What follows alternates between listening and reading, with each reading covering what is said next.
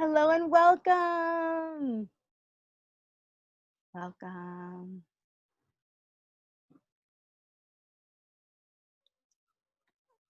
Hi, friends.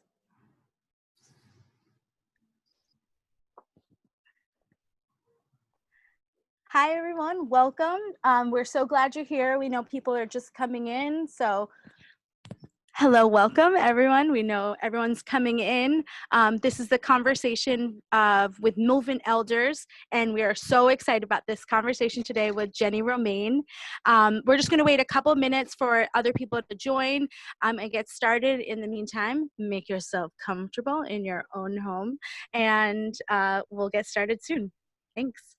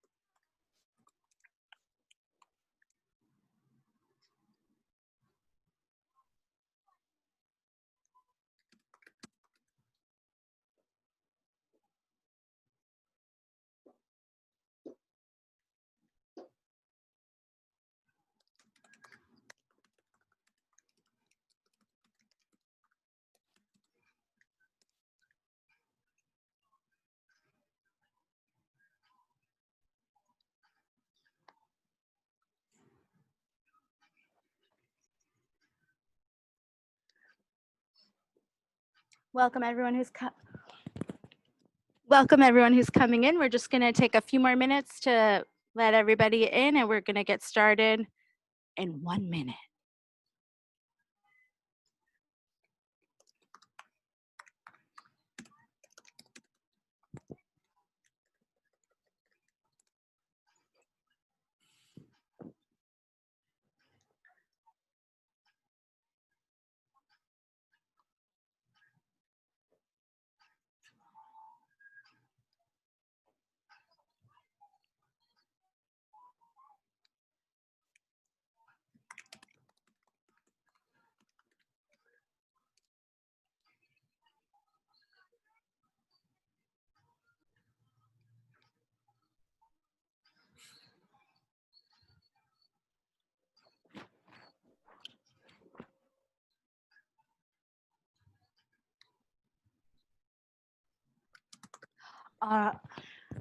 All right, I think we're gonna get started.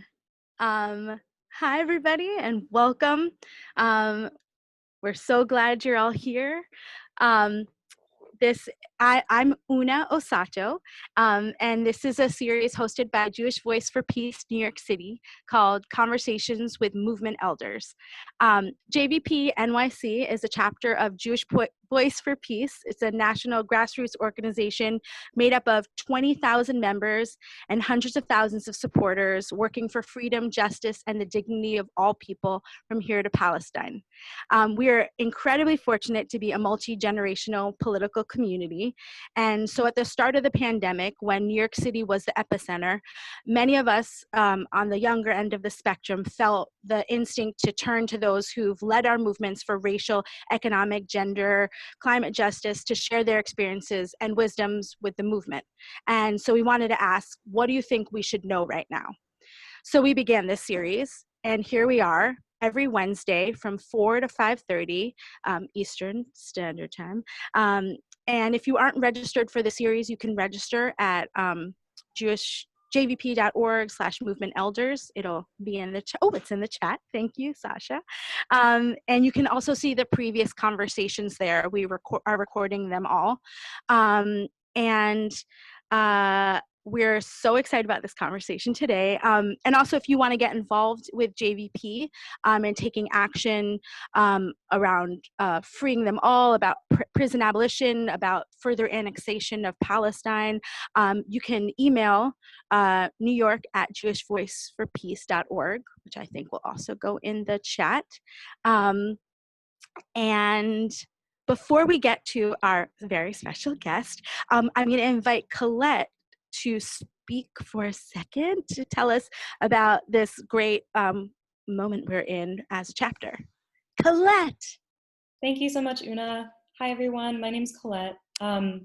If you would like to deepen your involvement with the JVP-NYC chapter, we welcome you to join a virtual gathering to learn more about the work we do as a chapter, build community, and foster connection with other new members. And so you can join us on Sunday, July 26th from 4 p.m. to 5:30 p.m. We'd love to get to know you. You can RSVP using the link that's going to be put in the chat. Thank you so much, Sasha. And when you RSVP, you can also indicate if you can't make this gathering but would like to attend a future gathering.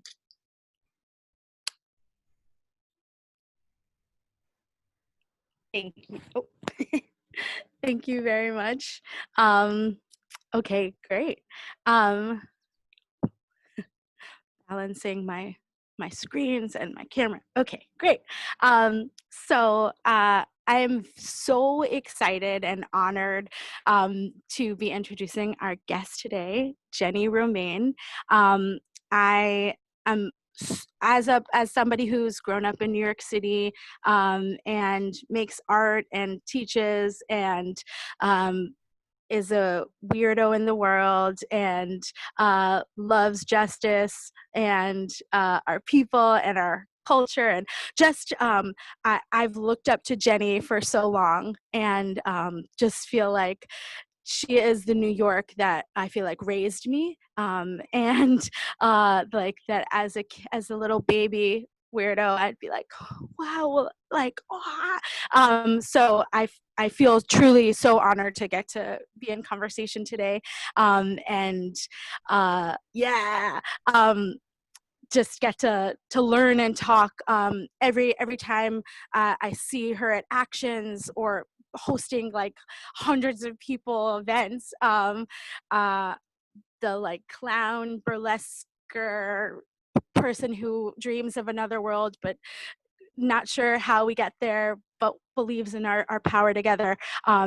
This is dreamy to get to be here. And we've been at actions together. Jenny's played music at both the People's Menorah, an action that I help do with a lot of people who are right here, and the People's Sukkot. And so, but we never got to be like in conversation like that, except like naked at Reese, but in the water, just like. That's the only other time we've gotten to do this. So this feels really special to do it with clothes on and other people watching. And yeah, okay, so I'm going to tell a little bit about you, Jenny.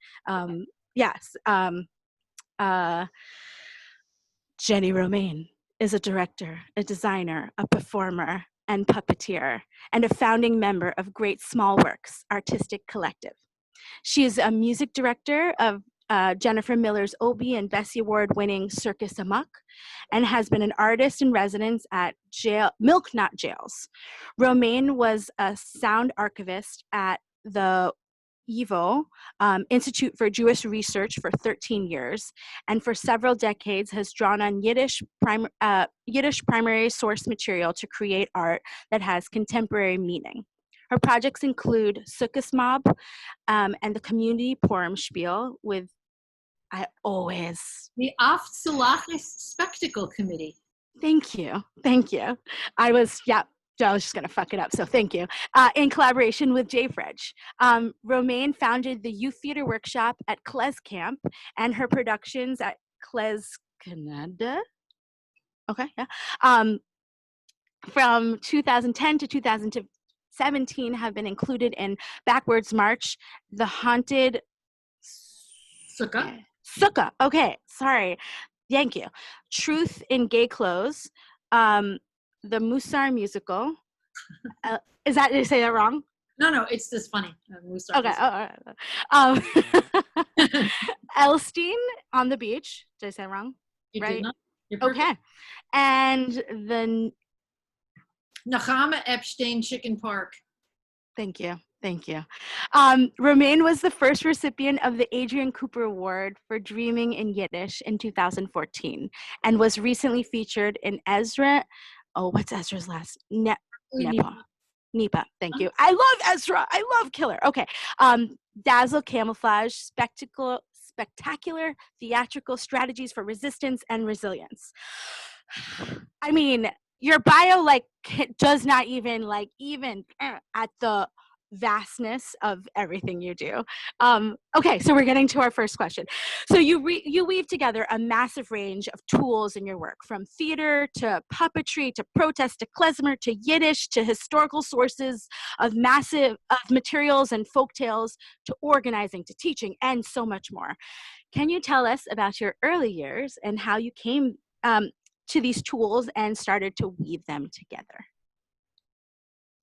Well, I often start with the story of my great uncle, who was an itinerant weightlifter in the Ukraine, near Odessa, professional. He was a performer for money, if that's what makes you professional, and he would lift heavy objects. That was his shtick. So he died lifting a horse. And I always think of that as yichus, my legacy, because, you know, he died on stage and he was doing a task-based performance of lifting a heavy object, and people threw money at him. So I often say that's, you know, my pedigree, I come by this honestly. And I am the descendant of Jews from Yiddish land. They're Yiddish-speaking Jews. I grew up around Yiddish-speaking, working-class, radical people. And they were very diverse and interesting, and they were a lot of fun, and they made you want to be that because they were so much fun to be around. So I grew up in a Yiddish environment, and I went to Yiddish school, left-wing Yiddish school. And so the Yiddish stuff and having that be comfortable, I just got born into it, which I think makes it easier.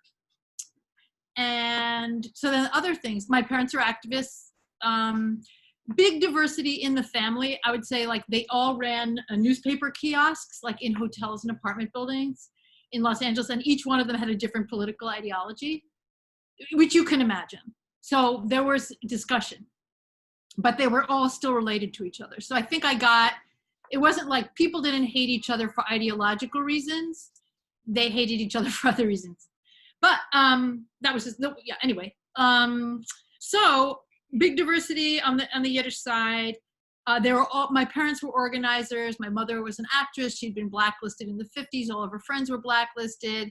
A lot of them were Jews from a similar background. My father grew up super working class, was in the military, went in World War II, came out very radicalized, very anti-war.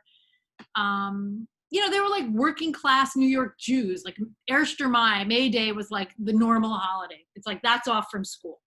So, the apple didn't fall far from the tree. It's like, I liked them, and I liked the scene, and I liked who was around. So I didn't feel the need to reject it or move away from it. So that's sort of,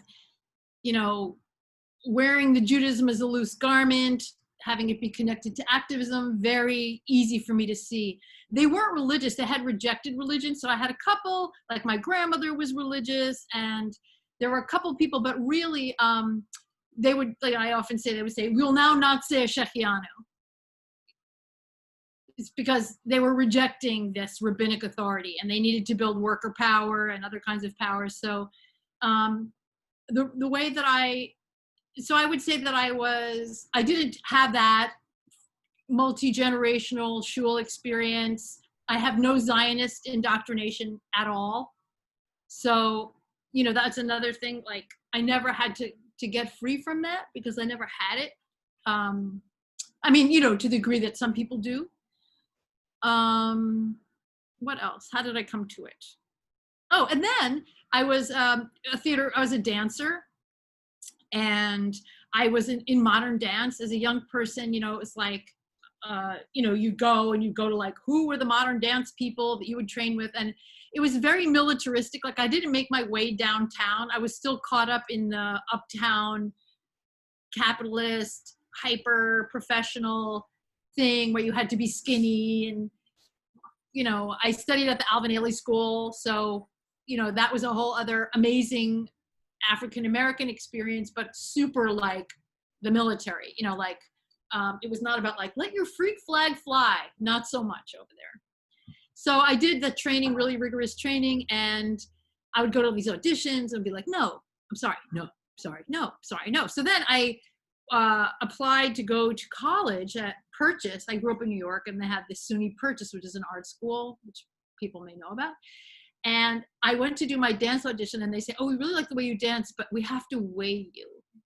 And I was like, what? And they said, oh yeah, we like the way you dance, but you have to come back a week before school starts so we can weigh you. Because if you haven't lost X amount of pounds or whatever, you can't come to school here. And I was like, you're kidding. Like, and I'm not going to say the name of the person who said this to me, but she was of the Martha Graham, Sato, sadistic legacy. And I was like, oh, I get it. I'm supposed to get all the money together and make my plans, whatever. And then you're gonna weigh me. So then I started to realize, okay, maybe this is not a good match, because I'm like reading Andrea Dworkin on the train, and like, you know, I'm reading all my radicalism and all this kind of stuff. And then, so I sort of migrated out of the dance world. I met, through political organizing, I met Grace Paley. I was in this group called the Women's Pentagon Action. And I'm seeing Irene Siegel remembers that skinny dance crap. Hello. And all the eating disorders that went along with it. But anyway, I was in this women's group called the Women's Pentagon Action. And it was very interesting, like Greenwich Village, you know, bohemians, lesbians, majority white, but very feminist, like all women's group. And I started hanging out with them, and I was like, oh, because they were like my family. They reminded me of the people I grew up with, but they happened to be these awesome artists, and they weren't my family, which was great. And so anyway, then through them, I met the Bread and Puppet Theater. I could go on about the Women's Pentagon Action and all the stuff I learned there, which you can ask me about. But it was an anti-militarist group, but it had an intersectional analysis. And it's worth checking out the unity statement of the Women's Pentagon Action, which was a very intersectional document that was actually finally written by Grace Paley. So it reads very beautifully. And we did a lot of civil disobedience, and but she introduced me to the Bread and Puppet Theater. She's like, oh, Jenny, you know, you have to meet these people. And it was like a good fit, because the art was super abstract. It was very patriarchal, which didn't quite work out, because especially coming from this feminist situation where like there were no men, and like there was, you know, whatever, it was a different situation. And then I went to Bread and Puppet. I was like, oh my God, the straight people and the male director and the whatever.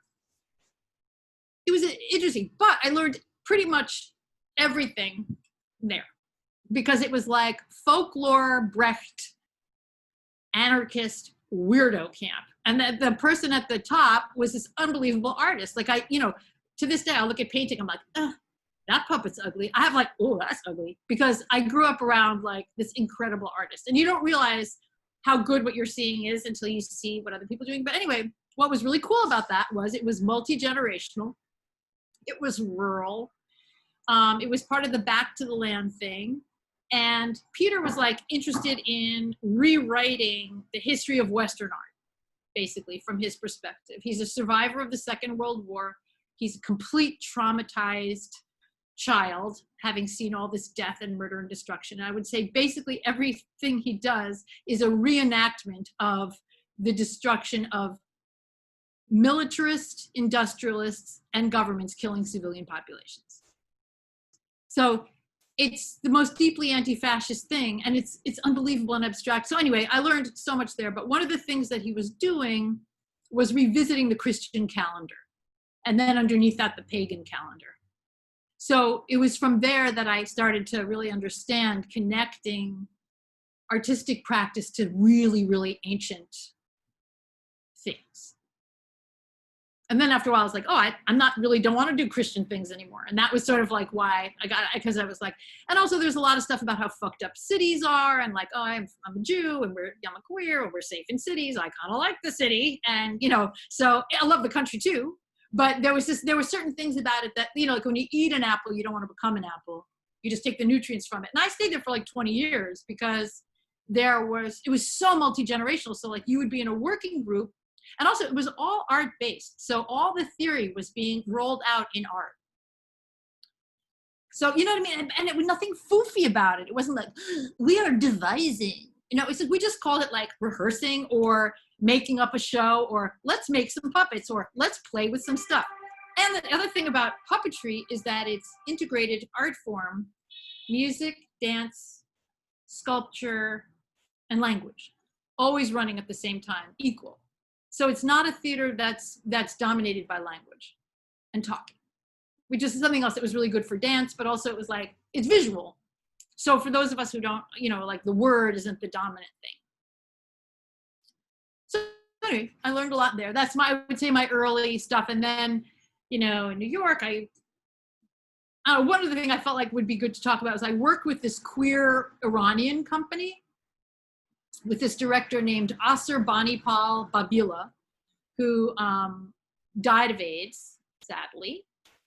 But anyway, he was this wild Iranian actor who was also really into folk traditions. And he used to do this unbelievable transgressive stuff. What was the name of the theater company? I remember his name. Why am I not remembering the name of the company? Someone will drop it in the chat. But like the names of the titles were like, Suddenly Something Recklessly Gay, you know, or The Sisters Karamazov, a Presbyterian Tragedy, or Cirque de Caca, or like hysterical names. And all the shows would be done at La Mama. And he was using this form of theater that was basically what used to be done in courtyards by sort of courtesans and people in like music, dance, sex work milieu that was very bawdy and funny. And so I think it's called Rehonji, which is the form. Here it comes, Asr Banipal Babila, the citation from Sister Rosa, who teaches us all. Yeah, so anyway, Asr Banipal Babila, great. So it's like totally queer, totally folkloric, and like really addressing culture. And then as a young person, I got a job. I got a job. I don't know, how much is it? Should I keep going? I mean, I'm like talking about like the nutrients. I'm like, oh my, but you are the apple also, so it's all of it. But I keep going because there are two more things I could tell you about, which is the Vivo Archive. Okay, yes. Do you want to tell? Yes. Yeah. And then the performance studies, because I think that, like, you could look at me and think that I'm unusual, but I'm actually not that unusual. There are a lot of people like me. Totally. So, you know, with the same approach, which is, I think puppetry brings you to that. Like, because it's old, it's always theater at the heart of social life. It's connected to priestly functions. It's operations with stuff. You know, it's really old and it's really international. So that's the thing. Like, I don't know. It's just good to know that it's kind of like the dalangs, like the puppeteers in Indonesia have been telling fart jokes for thousands of years.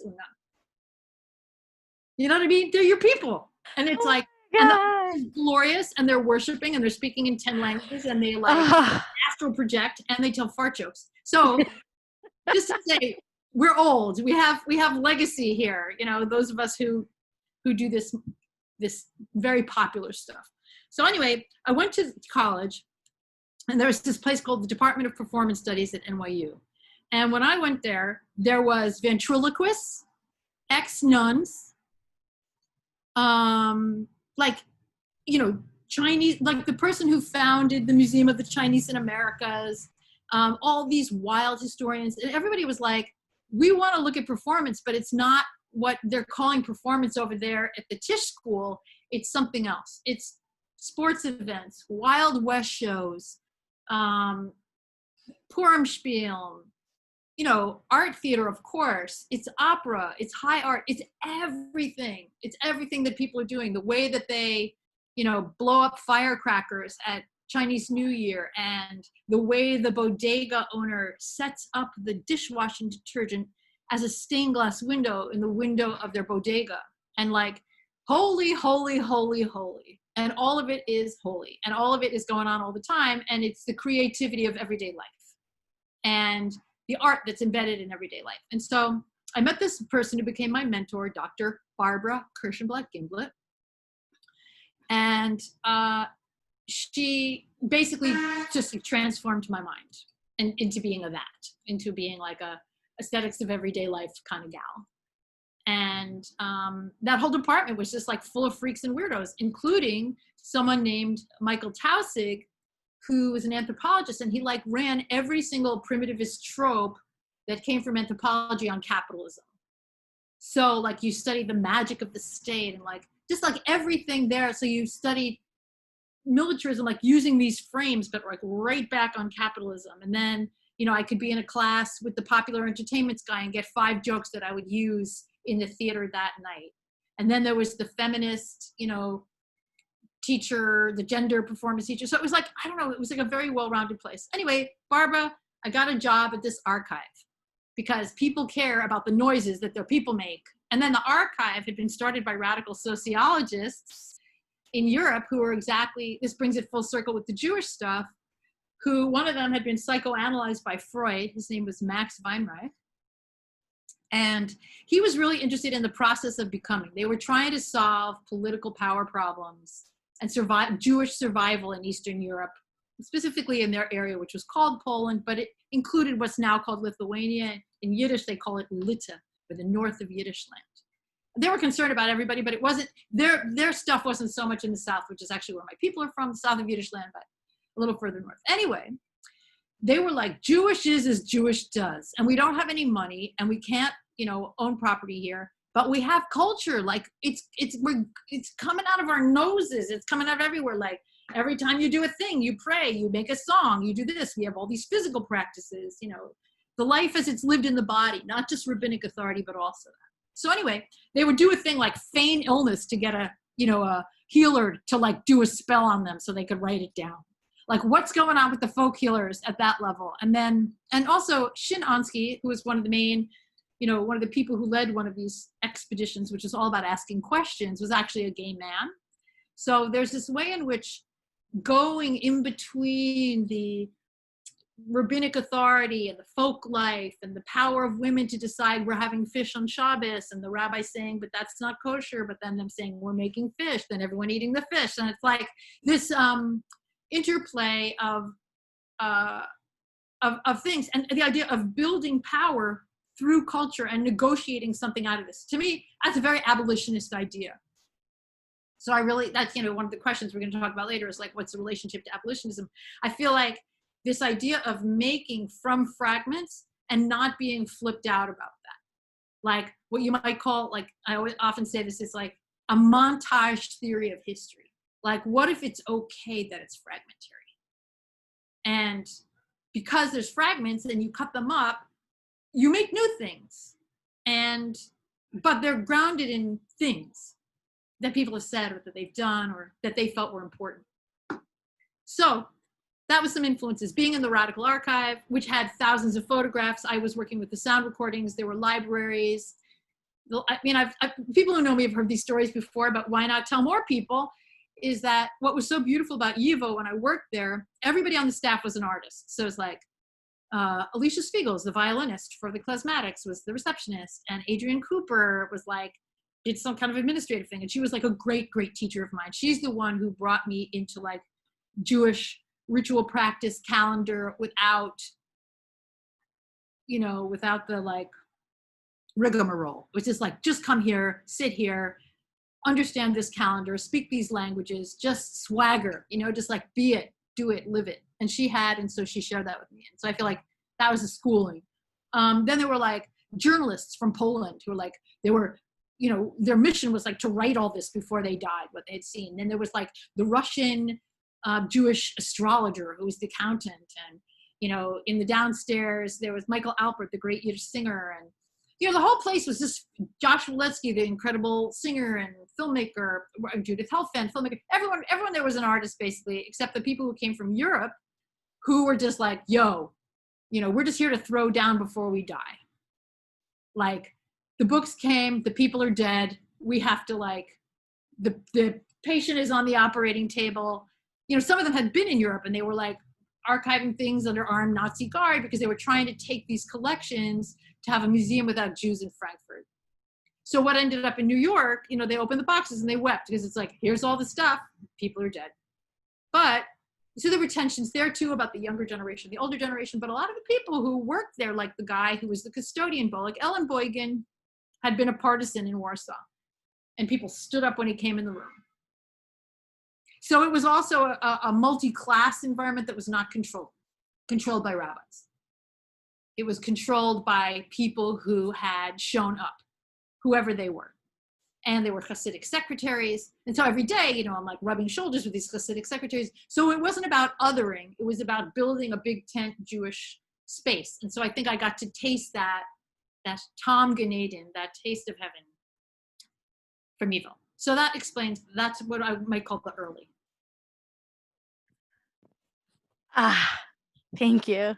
Thank you for letting us get to it. Like, it all feels like every place you're like, and sharing that with us is just, we get to taste it. Thank you. Okay, moving into something you're very known for. So there's this long tradition of radical retelling and reactivations of Jewish holidays, from Purim to Hanukkah to Sukkot to many more. And you are one of the leaders of and legends of that work. And so I'd love to talk about Purim. You lead the Purim Spiel performance and creation and collaboration with Jay Fridge, a process that I believe spans 3 months, has hundreds of people involved, is incredible ritual spectacle event, and is a very group devised process. My friend Danya was just recounting how much she enjoys that process, and so many like it's the thing and the process to create it.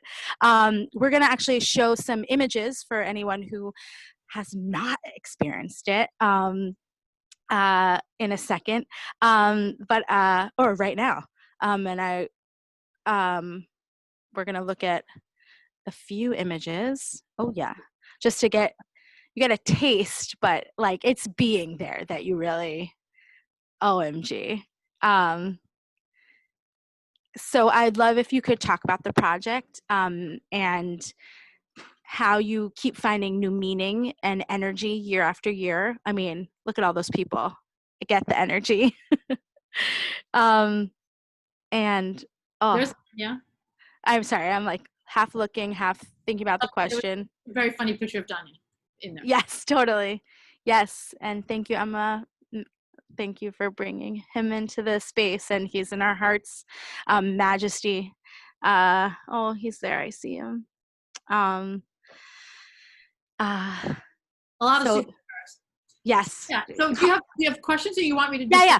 I mean, talk about the process, but I'd love to, like, how do you find new meaning and energy every year, and how do you also facilitate a process like that with so many people, so many people's vision, and move everyone through that? Just right. Like I don't understand. The project has a legacy, and it started with Adrienne Cooper, that woman I talked about, who, you know, had a gig in Port Washington, Long Island, to like help this congregation bring some mojo into their spiritual life. And she's like, Jenny, let's come and like F some shit up here. And I had been teaching these young people that's another thing. I really got my chops directing and making stuff doing youth theater, which I think is true of a lot of us, is that, you know, we learn when in our after school arts jobs or whatever, you know, we're doing, we learn our craft there.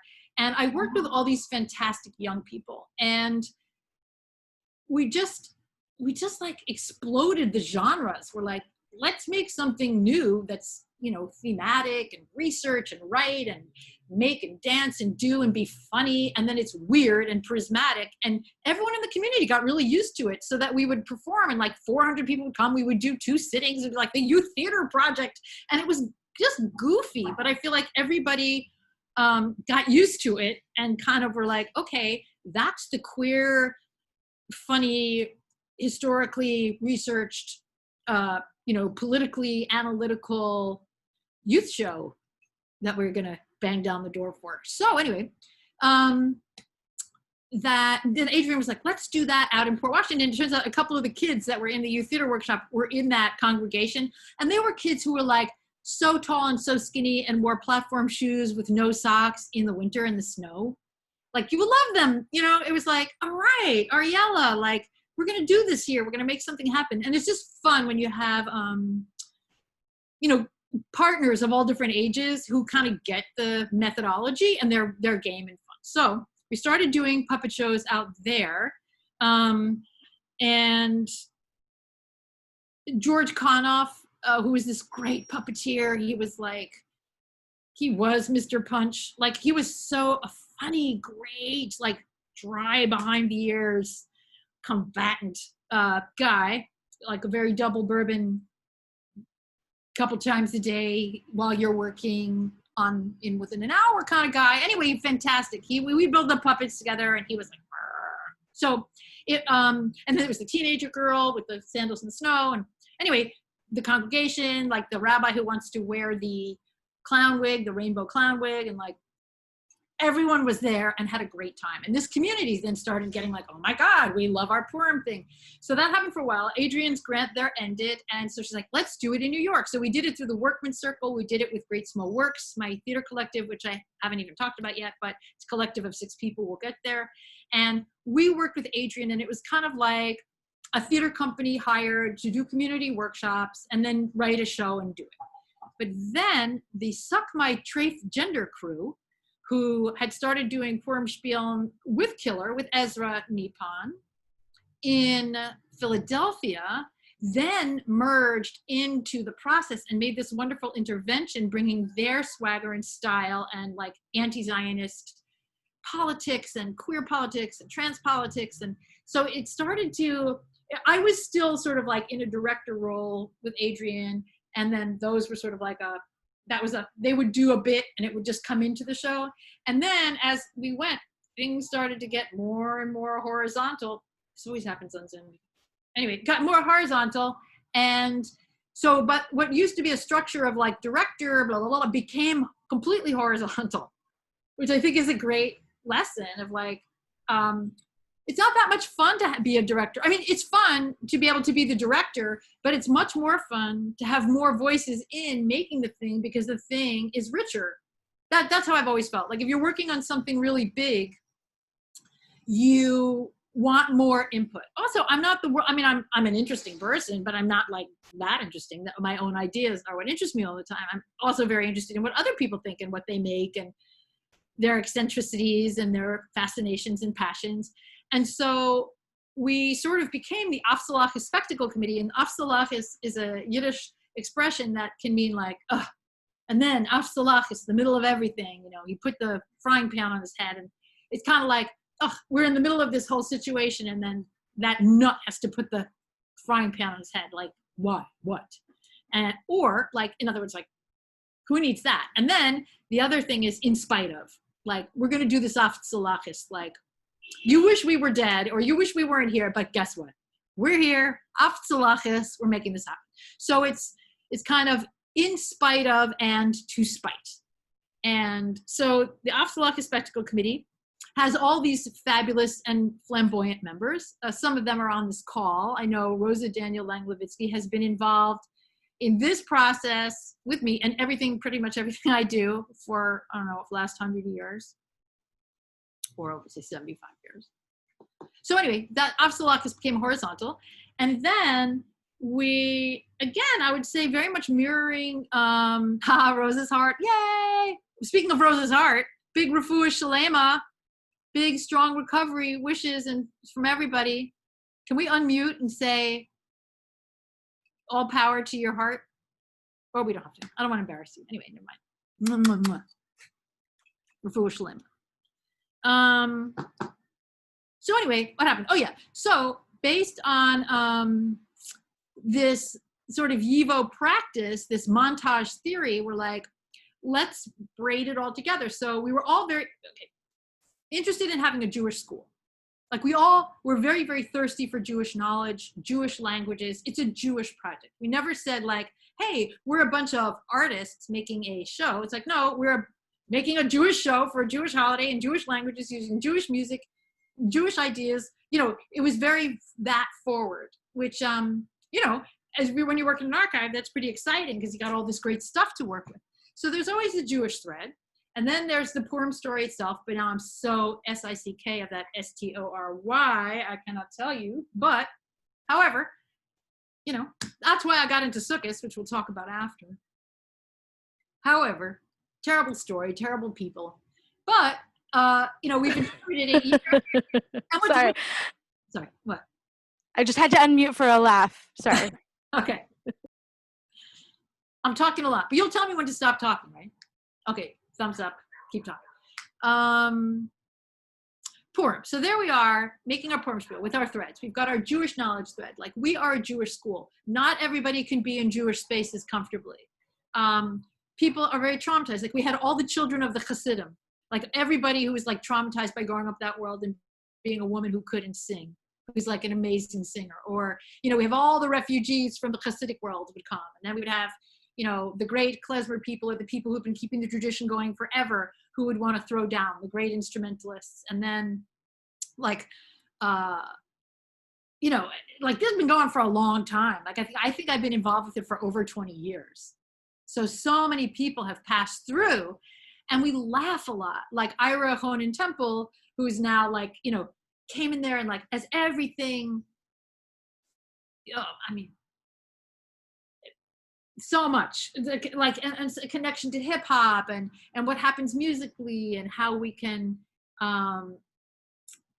Avi Fox Rosen, all these people who grew up religiously, who would come in and teach us Jewish music, because not all of us had that and we wanted it. So it's a Jewish school. Then it's a political school, and we would be connected to what Jayfridge was working on, or other political groups that we were affiliated with. But we would be tasked with doing organizing work, basically. Like, we need this information to get out into the community, and we need a think tank to think about it and to roll it out in all the sensual registrations of theater. So, political analysis, Jewish analysis, then carnival, because it's Purim. So we were deep in that pocket. What does it mean to go into the realm of the carnivalesque, which includes drag, which includes any kind of altered state, altering time, altering space, altering your consciousness, color, drugs without, drugs for the eyes without the drugs. So, it was just how could you get bored with that? You know what I mean? Every year it's really a different assignment. It's a different cast of characters.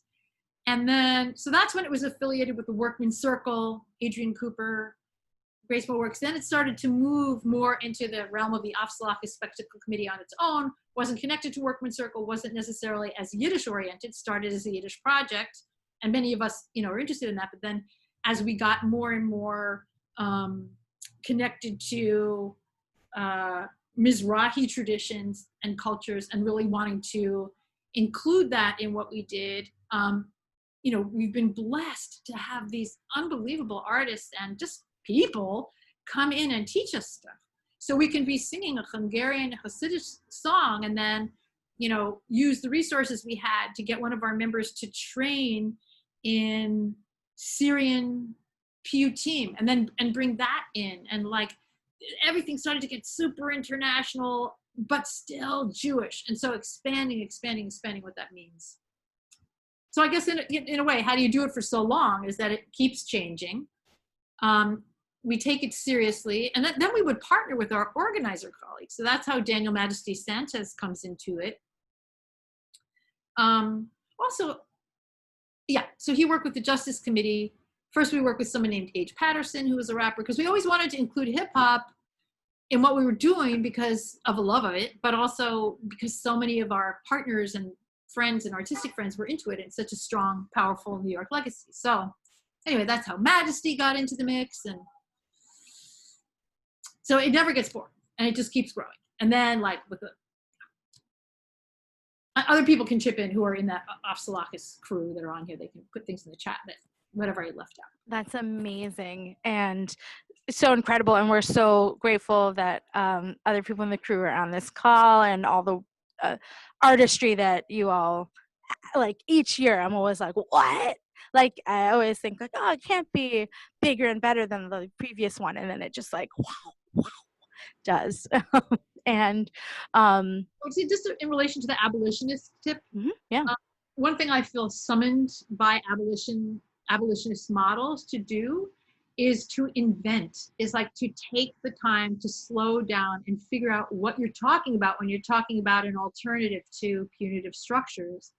And the blessing of the long process is, if we're in a segregated world, we are zoned out of connecting with each other. Like, it's a structural thing. So by creating the fake hangout, like I've had friends, who are very disabled and in communication methods, and like, all I want is just to hang out. It's like, well, that's pretty freaking hard, based on all the things that are working against us. So in this process, we're like, that's the goal, is to create a 3-month hangout where in our downtime, watching movies, eating meals, doing weird singing and exercise and all this kind of stuff, we create friendship.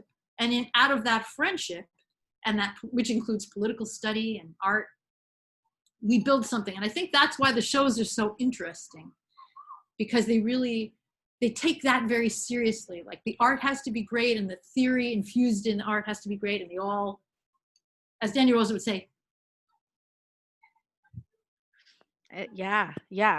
It sounds like really taking the relationship building of organizing and what it is to be organizer, and the deep practice of creating art and in community and in relationship to organizations and other work that's happening so seriously and seriously,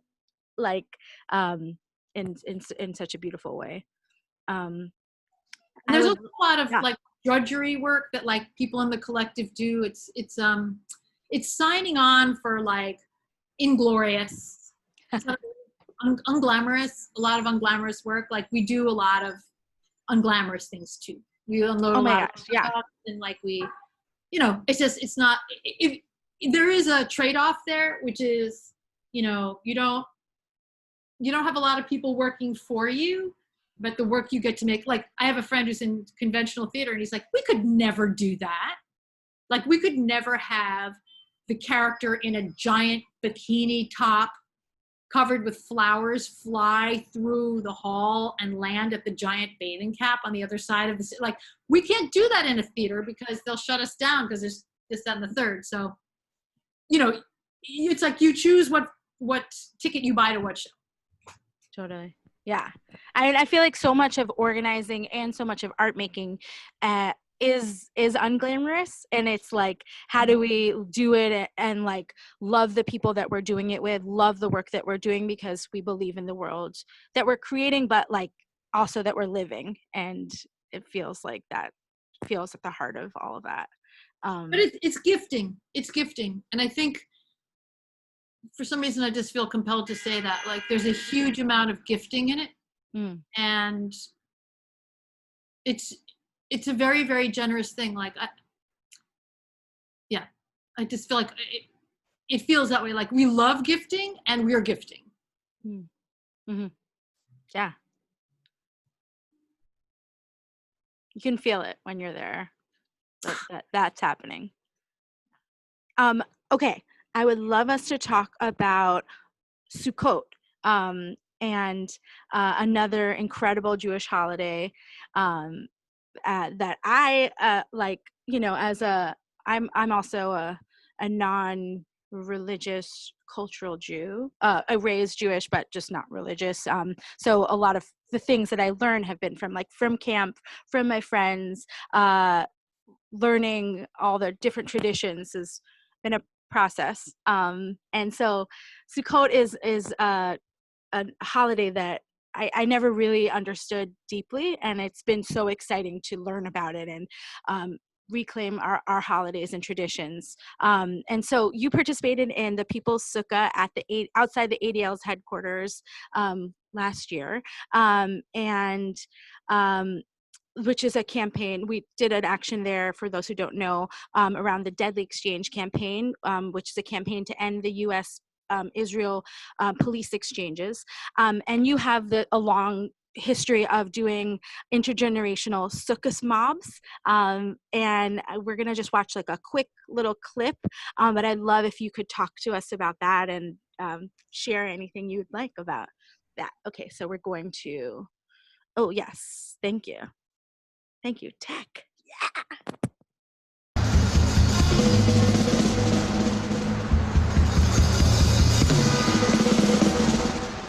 Since it's common for street performers to be harassed by police in New York City, it was clear that this was no easy task to pull off.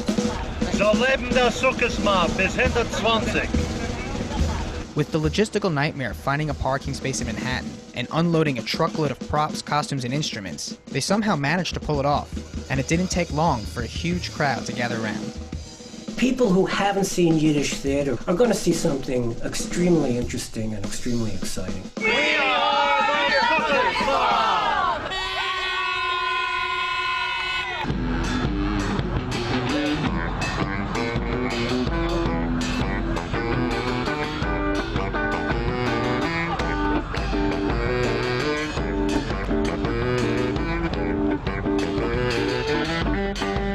I thought it was fabulous, and I love that we just spoke Yiddish on the street without saying anything. Sukkot! Ayante von der Schnitzeit! And people are looking at each other like, what is that language? Then they start to figure out what's going on. We worry for ourselves and the planet!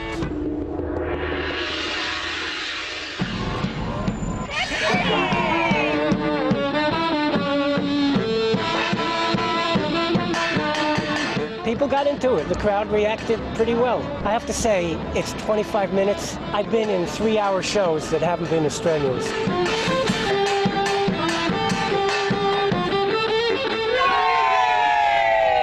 Some true street spectacle. Aber von der Hering ist mein Herz aufzugangen.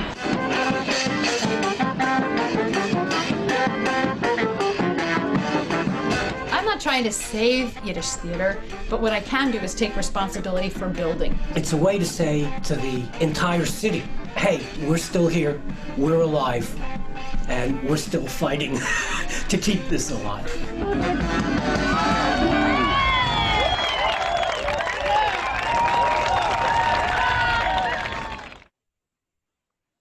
Ah, love it. Do you want to tell us a little bit about the Sukkot mob? Well, Sukkot is undertouched. So they have like all these holidays. I was really working in the Jewish world for a while there. Like I would get hired and fired from different like intense Jewish things with youth because they'd be like, uh-oh, nope, nope, nope, don't want you around the kids. Nope, nope, nope, nope.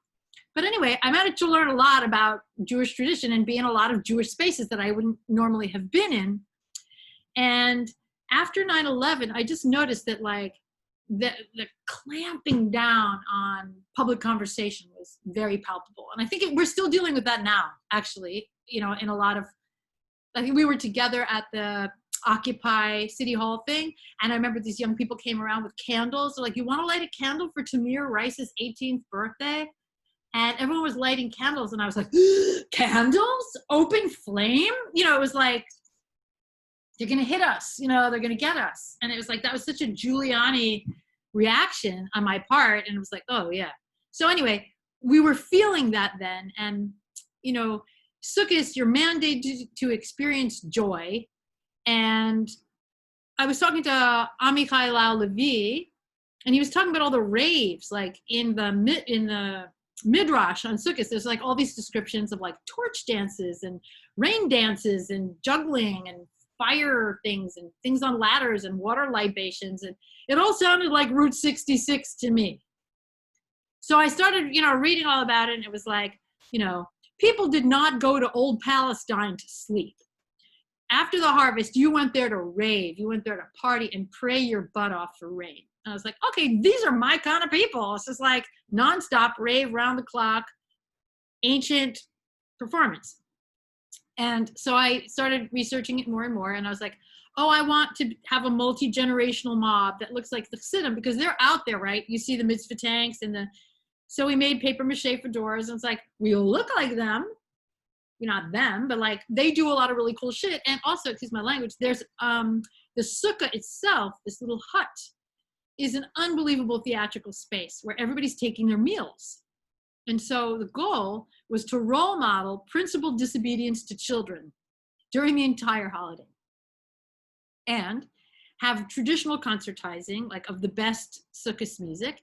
And it was very influenced. I became obsessed through my friend Moore Ehrlich with Betty Boop and the episodic structure of Betty Boop, like how every episode of this surreal thing, you know, Betty was going through something. She was having a journey. So that's kind of like the Sukkot mob. They're mandated to feel joy, but they can't. Why not? And then it becomes the journey of this. Meanwhile, there's a little concert. And it's all within, you know, and then of course the water libation, because they say that like, if you haven't seen the Simcha Bes HaShoeva, you really haven't lived. If you haven't seen the water libation. I mean, how carny can you get, people? And then I started seeing what the Chassidim were doing, and they had the haunted house. They had Ashmedai's nest. I mean, they had everything. They had like miniatures of ancient Palestine. They had monkey shows. They were really living it up. And I'm like, if these Yiddish carnies are making this, I'm going to make something. So I just started reading all the walls in Williamsburg and Borough Park and seeing what was going on. And then it was sort of out of that I developed the Sukkot mob. And we learned all kinds of music, because it's big focus on rain. And so we learned a lot of Persian music, because, you know, with these traditional songs, they have versions in every culture because Jews are everywhere. So, you know, you can learn the Uzbek version and you can learn the Persian version of these beautiful songs, and the Ashkenazi versions, because there's so many different kinds of Ashkenazi culture, you know, from Europe. So anyway, Sukkot mob. I directed it. It's not an open process. It was a different project. It wasn't like, let's all get together and make something together. This was a J-Row, you know, folly, like, so. Yeah. I mean, it sounds, I love that too. Like there's collaborative stuff. There's stuff that is your focus. You're part of collectives. Like you're an artist in every single way possible. And I love seeing your vision, whether it's, you know, all the different parts. It's amazing. Okay. Do you have questions about the Sukkot mob? Like anything? No, you know, more just like I wanted to hear about it, and you talk about like how it came to be. And I'll talk about the live music too. Sure, yeah.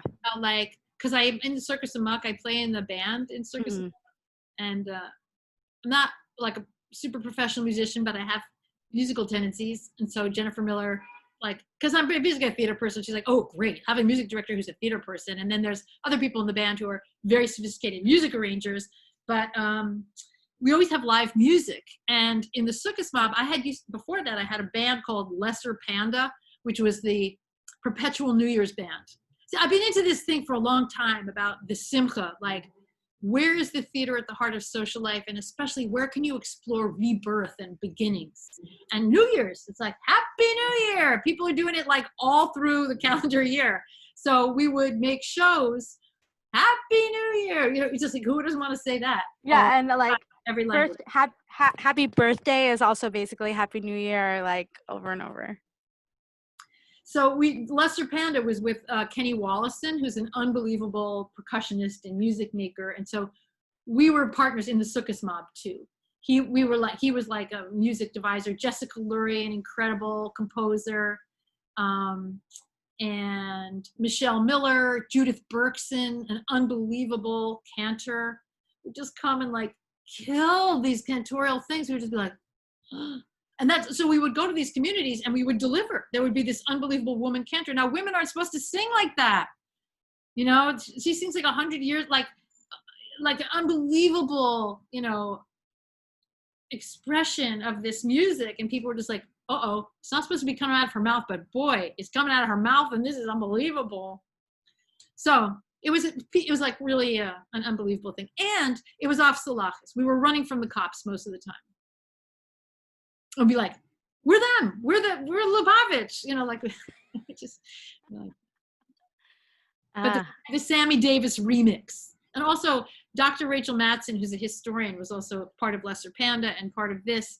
And we always had a thread about relating to Iran. That was because there was so much saber rattling with Iran, and we felt like Iran was such a center of Jewish life that we could really queer that militarism in a Jewish space. It was like, you really want to hate Iranians this much? Like, you realize that like a major Jewish civilization is Iranian, and did you know what I mean? It's like it would just fuck everything up for people in their minds. So that was a thread always in the Sukkot Mom. Fuck it up in people's minds. I love it. Okay, we are going to take, so for those of us who, Jenny, you can have some, drink some water. For those who are joining for the first time or those who've been here, we're here every Wednesday from 4 to 5:30, and it's a time to learn and also to take to action, and because that's what we do. So we each week we focus on different movements and organizations to support. So today we are supporting, we're gonna actually support two things. So the first thing is the Fund for Excluded Workers. And it's a coalition of immigrant, labor, community, and advocacy organizations. And thank you, Sasha. And so with this, we'd love everyone to make sure to copy that link so that you put it in your tabs and you definitely go to it later. On Thursday, July 16th, 50 day laborers, domestic workers, farm workers, street vendors, clergy, and elected officials will fast for 24 hours to call for emergency for the survival income of excluded New Yorkers. And so along with elected officials, our essential and excluded community members will fast and hold public demonstrations in New York City. And so you can sign up and donate things that they're calling for and support it. So that is one thing you can do today, is open that tab and commit to showing up and supporting excluded workers. Great. Oh, it's not working. Huh. Okay. Well, you can Google essential and excluded. Also, well, I'm sure there's such amazing people. Oh, okay. Maybe it's just everyone's clicking it at the same time. Try clicking it later. Okay, and so that is one thing, one call to action we are doing today. And don't copy that period. Thank you. And the other call to action is around ICE. Fuck them always. And this week we know that they've announced just the continued atrocities and violence that they continue to enact. And so we are part of the Let My People Go campaign, and along with other organizations, the Brooklyn Community Bail Fund, New Sanctuaries Coalition, JFridge, Never Again Action, with the aim of bailing out as many immigrant New Yorkers out of detention centers as possible. We want to free everybody, and we are working in, we want to free people now also. And so this campaign has raised over $400,000 since the beginning. JVP-NYC has contributed as a chapter over $12,000. And we are going to try today to raise more money for this. This is direct. We're getting people out of those fucking detention centers. So thank you. There's so if you could, if you were going to commit to donating to the Let My People Go campaign, to bailing people out, if you can put in the chat how much you're going to donate. It really is beautiful to see as a community what we can do together. Thank you. So feel free to put in the chat if you are able to donate to the Let My People Go campaign, how much you're going to put. Also, and if you can't donate, don't stress. There's action you can do with the Excluded Essential Workers campaign. Thank you for those who are donating. Thank you. Yes, yes, yes. Also, we should mention the amazing video that Emma Alabaster just made. I don't know if Emma put the link. Yes, Emma, please. Love you, Emma. We went to camp together. I mean, it's exactly out of that campaign. Yes, no, totally. Thank you.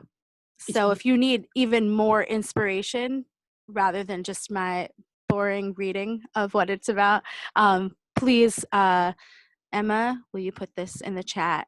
It's a great organizing tool too. Totally. And so to help other people know more about the campaign and get involved, it's amazing, as is everything Emma makes. Thank you. It's there. And thank you everyone who's donating to Let My People Go campaign. Feel free to keep putting those numbers in the chat and we will tally them up, and let's get back to our conversation. Glasses off. Back in. School's back in. Zoom life. Okay. Oh, where are my notes? They are here. Great. And I'm spotlighted while I look at my notes. Thank you. Awesome. Thank you. Okay. So,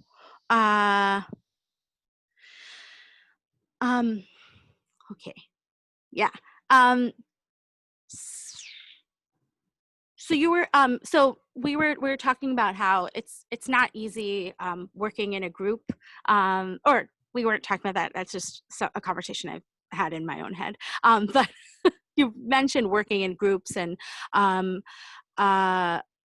I was wondering, and so much of your work is about working collectively, and you have a very strong, clear vision in your work.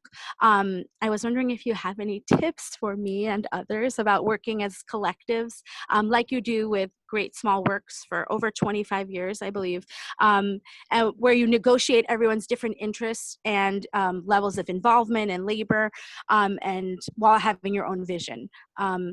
Any tips for working as a collective? Well, I think I've never liked the other model I came from was like the director, having a director, and I just we could set up all this weird competition, and I'm not against directors. If you voluntarily sign up to be directed by someone, or you're the director, and that's different, but there was something about that dynamic that was like patriarchal and harsh, and it was just strange. It would set up these sibling rivalries. I don't know if people have been in these situations, but it wasn't for me. And then in the collective thing, collectives change. Like the people that you partner with, it could be just because they were there at that time. Like with some of the Great Small Works, like, we were in another group together, and the group sort of had a divorce, and half of us, let me just say this. 7/8 of us became Great Small Works, and one other person stayed in that other entity. And I had no idea that I would be connected to these people for this long. And I think that's part of, when you're building on the outside, the reason you come together, it's values-based. It's not like we're selling toothpaste and we're all getting paid really well to sell toothpaste. It's not about the money. So it's got to be about something else. And I think we just really wanted to make art, and we wanted to be engaged, and we wanted to support each other. And there was a time in the East Village when, like, a lot of artists, the Lower East Side, people couldn't afford to live there. And so you could have a storefront and make art on the regular with your neighbors who were just people who'd been in the neighborhood for a long time. Or there was a cultural and community center called Charas El Buillo. And what we did was we started making a studio, and that was very important for us to have a center with shared tools. And we build things, so we need to have tools, materials, instruments, and we pooled our resources so we could have more space. And that was very important to us, having a clubhouse. And we wanted to keep theater at the heart of social life, but we needed a center for our social life. So we've pretty much sacrificed a lot of our salaries to having a space. And so that's a choice that we've made. But I think it's enabled wonderful things to happen, because it's like, I remember when Occupy happened, when it back in the, Occupy Wall Street, and it was just like, oh, our space is that already. Like, it is a like occupied zone. It's a temporary autonomous zone. And then I'll just digress. But then everyone from Occupy, when they got kicked out of the park, would come to us. And I just remember one day I was in the office there trying to type a grant, like, why it's important to have theater at the heart of social movements and blah, blah, blah. And like, there's like all these like manarchists out there holding like shields. I'm like, up. And I'm like, dude, could you just hold them like surfboards, like act like a yuppie or whatever? Like, we're going to get us kicked. The police are coming to the studio door, whatever. It was like bonkers. And then of course I look out the door and then someone's like, look at the puppies. And I'm like, puppies? There's puppies in here? Like the whole, like all of Occupy had come to our studio. And I was like, I gotta go. I remember thinking like, okay, I gotta go. So it can go there, puppies, right? That didn't happen again. But we did, that was, I would say that's an eitzah, that's a takeaway, is like prioritizing the space to work in if you can. And now we started to build, we got gentrified, like we've been bonked around a million times, moved 5,000 times. Moving kills you. It's a ring of hell called moving. I'm sure we all know this, but we've moved our studio so many times. Now we're in Gowanus. We formed this LLC called Building Stories that has all these wonderful movement artists in it, and other artists and documentary filmmakers and all kinds of, interesting weirdos work there. And if you need space, you can rent space there. Check us out, Building Stories. Amazing. What are the tips? Oh, I think like the wheel, the idea of like the sort of karmic wheel of work. Like there was a while there. Also, people grow up. Like we've been in this relationship for so long in Great Small Works. People have children. People move to other cities. People, we used to all live in New York, and then now we're in 5 places. So that's a real challenge, but it also means we have work in Montreal, and we have work in Boston, and we can work here, like all these centers of activity. It's diasporic, but, but the thing about the wheel that I wanted to talk about was like, I would be working on a project really hard and taking responsibility for it. And then my partner, Roberto, would be, doing all this incredible work on his own thing. And as soon as my project was done, I could roll right into his project. So we would provide employment, like this wheel of employment for each other, which worked very well too. And different people would, it's like really trusting people and people being accountable. And theater people are very accountable generally. I mean, puppeteers, I don't know about actors theater, I can't speak to that, but in the puppetry world, people are really accountable to each other. So we had that. Yeah, I love that. I'm just, we have time for one more question, and then we're gonna open it up. So if other people have questions that you want to ask Jenny, we'll have a little bit of time for that. Thank you. Sorry, I could listen to your tips literally forever. But okay, so final question for me. And if you if you have questions, you can start putting them in the chats now, and then I'll have a little put them together. But so as JVP, we inherently disrupt the idea that Jewishness equals Zionism. As a self-loving anti-Zionist, I full-heartedly believe, and that, which is what Zionism tries to equate, that Jewishness is Zionism. And so we know that there's a long lineage of internationalist Jews who've opposed racism and state violence in all its forms, including racism against Palestinians. Sometimes we don't know their names, their writings, their organizations, their work. You are a person of deep knowledge, and so I wonder if any of this lineage what comes to mind for you about this lineage, and anything you'd want us to know.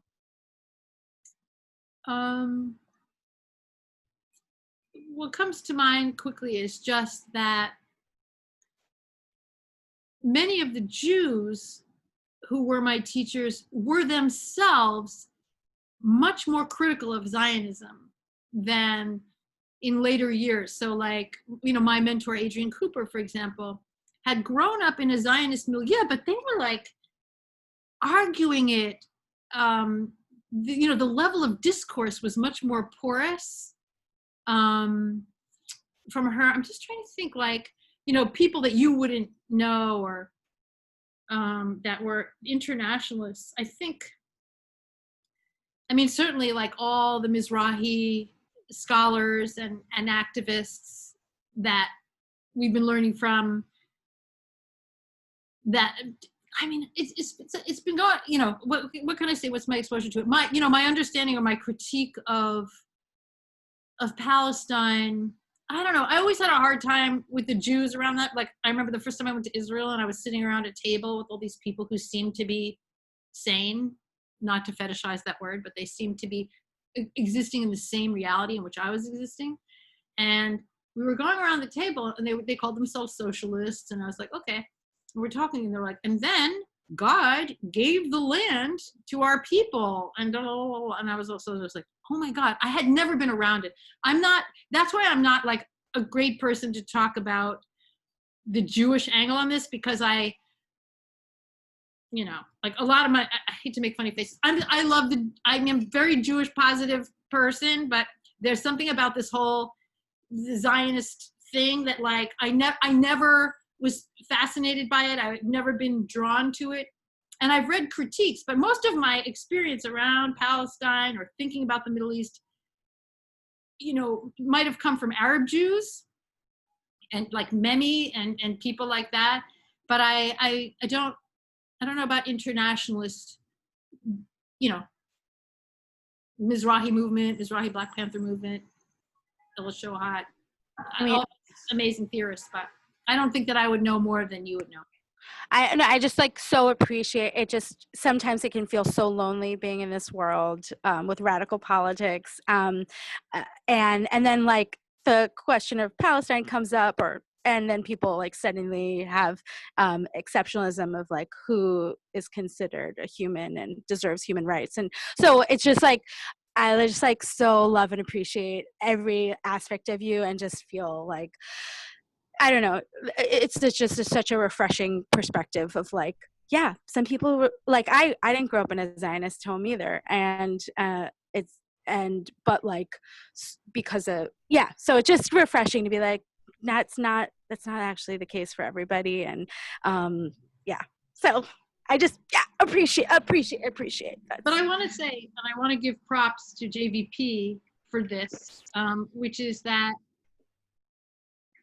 I've always shared the analysis, but in trying to work in Jewish communities, if I ever or when I boldly said it or directly made it a focal point of the work I was doing, I'd get fired. So I would, I would lose access to wherever I was, and it just was like, I don't want to, I just didn't want to have those conversations because I didn't feel like that's where my work was. My work was like holding down the diasporic, building this like gigantic diasporic alternative, which I didn't have to build because it was there anyway. That's the myth, is like that it wasn't there. Of course it's there. And just not centering that. But now I feel much more, because of the work of JVP and people who went like this and just took all the hard knocks and built that now I'll polarize the situation, because you all have done this work that doesn't mean that it's an automatic firing. It means that I can have a conversation with someone and be non-compromising and say like, no, this is an anti-Zionist project. And okay, you're not an anti-Zionist. I'm not saying you can't participate, but I'm saying the project's an anti-Zionist project. I couldn't have done that without the work of JVP. So I just want to talk about this sort of mutualism of like building this diasporic other thing, and then the work that JVP held down so powerfully that now enables so many other things to happen. So I just want to express my gratitude. I mean, it's truly like, I'm just like, when we were talking, you were talking a little bit about abolitionist politics, but I think it's also true. And when I think about anti-Zionism also, it's like, what else are we building and going towards? It's not just about it, like,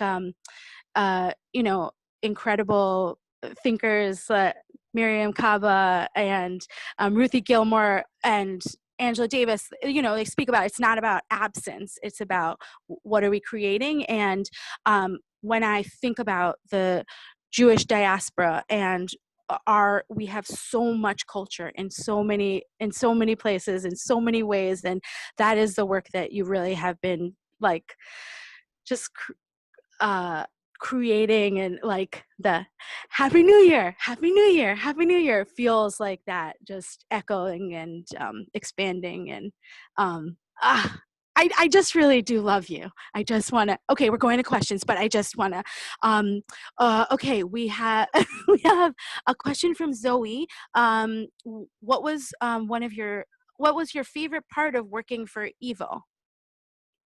And do you want to, it was in my original list of questions, so I'm glad it came up here also. The people who work there, and also Jesus Rosario Jesus and Bullock Ellenbogen were the maintenance staff, and Jesus was a Hebrew Puerto Rican. So along with all the Yiddish stuff, we had plena in the elevator, because they had a very, very slow elevator. And so he would always be like, boom, boom, boom, boom. No tengo amigos, no tengo nadie. And then like everyone would get in the, everyone would just be like doing the plena in the elevator. So it was this, it was one of my favorite things. And it was in an old Vanderbilt mansion. So there was just like all this immigrant stuff happening in there. Many other places being summoned on Fifth Avenue. I mean, and that's then it so all New went York to shit too. when Jack Yo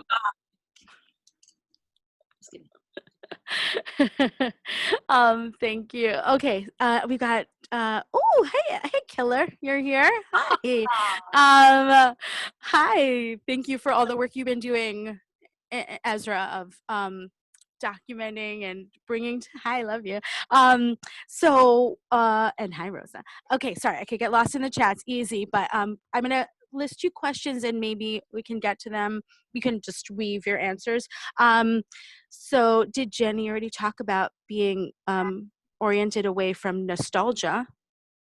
Maybe yes, maybe no. So that, and what kind of advice do you have for how to fill your life with art and creativity? Great questions.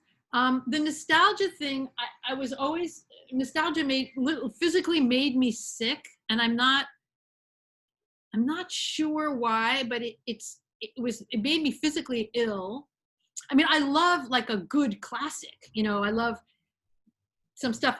And of course I'm nostalgic for things. I just don't call it nostalgia. So basically I'm full of it, but there was something about fetishizing what isn't there anymore and never could be. It just felt like, again, a no. It felt like those people in the professional dance work saying you're too fat. It's like, was ist gewesen und gewesen ist nicht da. Like, yeah, true story. That's pain and that's real. And I'll deal with your pain, but also can we like weave that into the fabric of moving forward? I don't know, there's something about dwelling in pain that never worked for me. But I know for other people, it's a lifestyle. And do you have any advice about how to live a more, fill your life with art and creativity? Good question. I'm a lifer. So if I don't make things or make art, I actually lose my mind. So I have to do it for my state of well-being. How to fill your life with it? I would just say that like, it depends on who you are, but just feel free to explore and experiment. Like if you see a kid walking down the street with an excellent hairdo, for example, as I did a number of years ago, the puffs, I don't know if you've seen them, but like kids in all traditions wear these puff hairdos. And I'm like, dude, that's my look. And like, since then I have been experimenting with fake hair and knobs, puffs. Anybody who's ever worked with me knows the knobs. They improve reception, of course, but it's a way to have like hair that isn't long enough, deal with your hair, the whole fake hair thing. I would say, look at the hairstyles and clothing choices of little kids and let yourself explore that. Oh, I love that. Yeah, I still wear some of my childhood clothes, and because I am a little nostalgic. but transform it. So that's amazing life advice. Yes. So I just really quick want to give an update. We have raised together on this call $404 for the Let My People Go campaign. Thank you everyone so much for donating. Please don't forget if you haven't yet. Thank you, Sasha, for please go donate. This is to bail people out of ICE detention, prison. You want to free everyone, and this is one step in that. And also a reminder that the excluded essential workers campaign. If everyone can make sure to go and support that. We're so grateful that this every week we get to both listen, learn, and take action together. And so this is just all part of it. And so we are here every week through Wednesdays from 4 to 5:30. Next week we're so excited. We have Esther Farmer is going to be. She is an amazing leader and artist and activist. I'm also obsessed with Esther, so please come tune in, and you can sign up and we'll tell you about all the upcoming ones also. Sasha, if you can drop that link in the chat also, so people have it. Jenny, we're going to wrap up now. Do I get to say one last thing? Yes, of course, totally. No, of course. Yeah, I'm just giving you the I'm so grateful that truly this is such an honor, and I'm just so grateful to you, and you will get the final words to you. Oh, you're so sweet, Una, and everybody who made this happen. Thank you so very, very much. I'm really just grateful and honored and delighted and touched. And what I wanted to talk about was the work, the puppetry work and the abolition work and the stuff around jails. And Milk Not Jails was this amazing project that I didn't get to talk about. We have a new website, Great Small Works, that describes a lot of these projects. And I just want people to use it as like an encyclopedia of methods, because we're so old that we've tried so many things. I think there's tons of ideals there to work with. So I would say that greatsmallworks.org. And the stuff about prisons is that, there's so much to say about prisons, but in terms of making art and abolitionism and how do we relate to that movement, I would just encourage people to look there at the work we've been doing around that in Great Small Works, about working with formerly incarcerated individuals who also love puppetry and watching traditional puppet forms, get run through these incredible filters, cultural filters, backgrounds, relation to the carceral state. I just want to point to that as like another, this is what Grace Lee Boggs would say is like, we're all part of the problem, so we're all part of the solution. And so I'm just very excited to be connected to this community and to be alive right now. Yes, and sorry, I did say you were going to get the last word, but then I realized I forgot to plug, which is just totally connected to your work in Milk Not Jails and freeing them all, is that we do a weekly phone bank also to free them all, and it's every Thursday from 12 to 1 p.m. It's a beautiful time to be in community. Phone banking is not easy, but when you're with other people, you're like, okay, I'm doing this. We're doing this together, so I just encourage people, if you're looking for community and ways to get involved, it is here. It is now. We are alive together right now, and we're in it's an incredible moment, and we're good. We just have to. So yes, so thank you all so much. Please just continue checking out Jenny's work. It's just like you go into Jenny Romaine world and you're like, you're everywhere at the same time. And so we're entertained. Thank you all so much for being here. Love you all. Thank you so much, Jenny. Thank you. Good night. Mwah. Mwah, mwah. Thank you.